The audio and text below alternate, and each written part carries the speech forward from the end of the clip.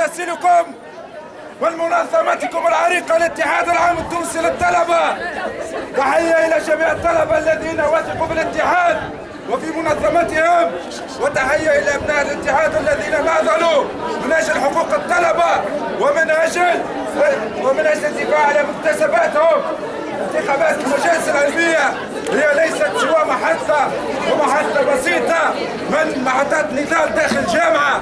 انتخابات اليوم واحنا مهما كانت النتائج ومهما كان يعني اللي صار اليوم، الاتحاد العام التونسي للطلبة يعتبر انه يوم عرس للجامعة التونسية، يعني الطالب عبر عن موقفه، الطالب كان كبيراته، الطالب ان شاء الله وشكون اللي كلمته وسيثبت وقوفه من جديد الى جانب الاتحاد العام التونسي للطلبة.